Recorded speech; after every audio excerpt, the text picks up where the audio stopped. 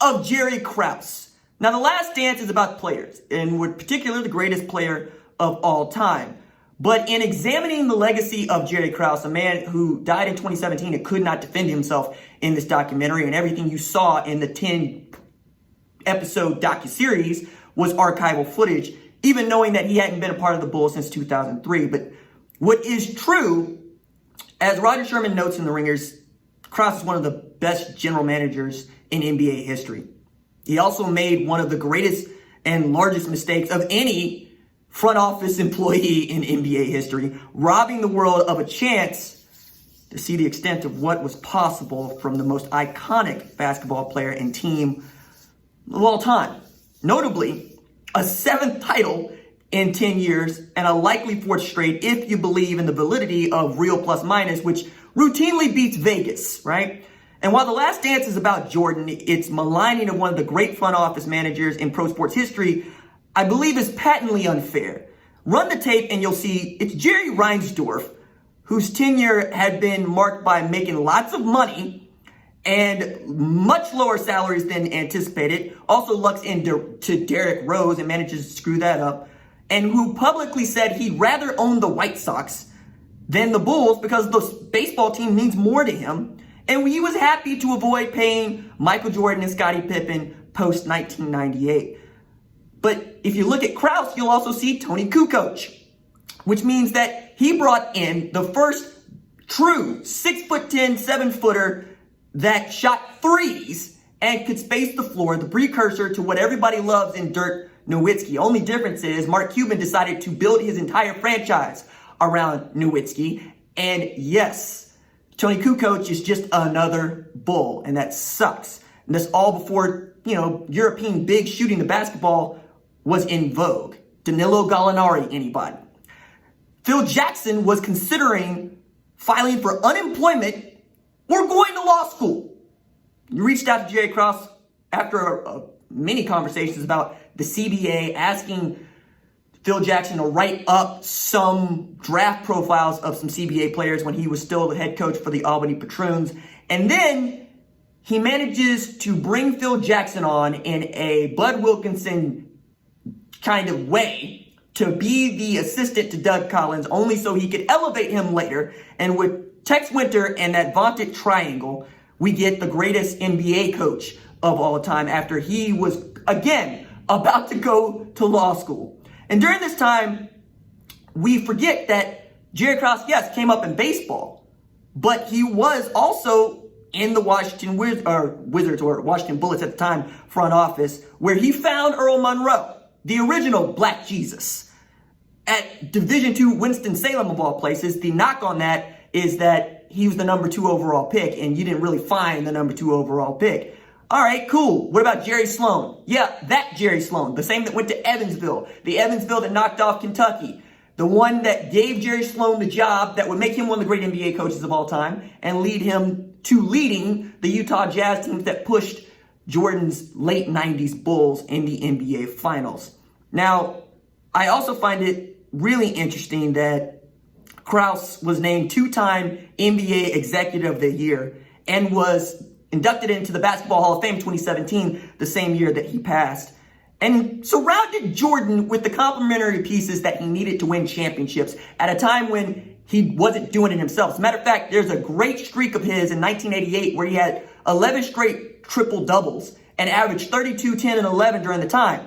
Did they win any NBA championships? No, because they did not have the pieces that they needed to three-peat from 91-93, and then basically reform that team around 2 players, that'd be Scottie Pippen and Michael Jordan, and three-peat again.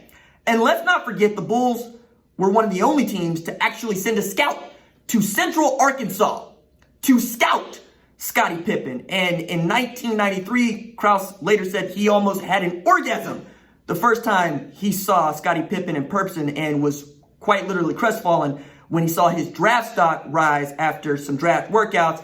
But he still managed to engineer a trade where Seattle flipped with the Bulls so that the Bulls could go up to 5 to get Pippen, to 8 so that Seattle could draft Olden Polynice. And that's got to be one of the greatest, if not the greatest, draft night steal of all time. I mean, I guess you could put Kobe Bryant in there for Vlade Divac and Charlotte in 96. But the real sin, Sherman points out, is virtually all the key members of the back-to-back-to-back champion Bulls left in 98. And the team won a combined 66 games over the next 4 years. This is after they had won 66, 69, 67, and 72 in previous seasons. Chicago built its hopes around guys like Marcus Fizer and Eddie Curry. Eddie, would you like another pizza? Curry. And they didn't make the playoffs again during Krause's tenure. When he left the organization in 2003, they also stayed crappy after he was gone. So there's something to be said about that. But I think the thing that people get pissed the most about with Jerry Krause is he seemingly got dealt this incredible hand, right? A royal flush of players, and was pissed that people said the dealer gave him the cards. So he went to go try to pick his own cards and to show that he could do this more or less with his own wit. And this is why I think he basically has broken even. And why I've always said, Sam Presti is a dude. All right? Draft picks are draft picks. Sometimes you get lucky with James Harden, Russell Westbrook, Kevin Durant. Sometimes you draft Mitch McGary. Okay? Sometimes Steven Adams becomes the backbone of your team. Sometimes you're looking at Daquan Cook and going, how did I end up with this? I think it's totally unfair to lay all of this at Jerry Krause's feet, but I also believe that it is not he who made this team, but the organization, as he once said, who made this team. That would be Michael Jordan, that'd be Scottie Pippen, that'd be Dennis Rodman, another small school basketball player who, by the way, many people thought was washed and burnt out when the Bulls took him in.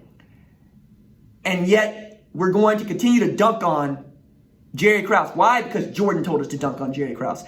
When that 7-year, $18 million contract that Scottie Pippen signed that we all think is egregious now, we would have told Bob Myers what a shrewd man he was as the general manager for the Golden State Warriors if such a player signed such a contract and you got the amount of productivity out of that player that the Bulls got out of Pippen. As a matter of fact, Harrison Barnes was supposed to be that. And all Harrison Barnes has done has been king finesse.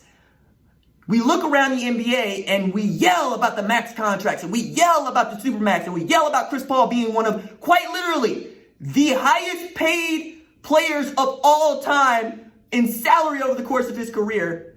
And yet we want to dunk on a guy who was quite literally 30 years ahead of his time. And the way that he analyzed the draft and the way that he picked his players and in the way that he constructed teams. When you speak Jerry Krause's name, forget about Space Jam and cigars and him being 5'5", 230. And think about, wow, if I'm really the kind of guy that I think I am, which is playing MLB The Show and getting really sauced over winning world championships, or playing my fantasy football draft and getting really sauced because Josh Jacobs ends up being a breakout star, then Jerry Krause is your patron saint. How dare you dunk on him because the greatest dunker of all time told you to? Sheep.